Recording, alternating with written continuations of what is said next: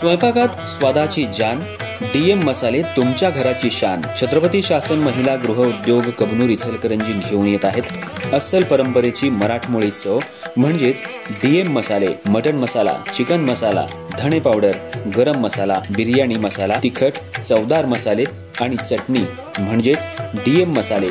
तर आजच आपल्या जेवणाची रंगत वाढवण्यासाठी केमिकल विरहित डीएम मसाले, गृहिणींच्या मनातले मसाले आणि चटणी अवश्य वापरा।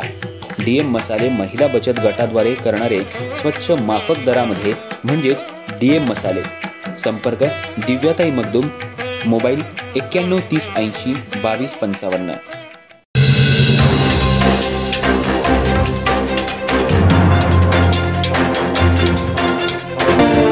नमस्कार, मी तेजस्विनी मगदूम।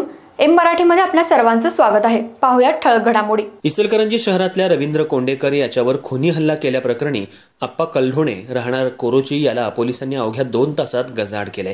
त्याला आज न्यायालयात हजर केलं असता पोलीस कोठडी सुनावण्यात आली आहे। इचलकरंजी शहरामध्ये पंचरत्न मंगल कार्यालयाजवळ असलेल्या कमानीजवळ रवींद्र आणि आप्पा हे दोघे मित्र काल एका परमिट रूम बिअर बारमध्ये मद्यप्राशन करून बाहेर पडले होते।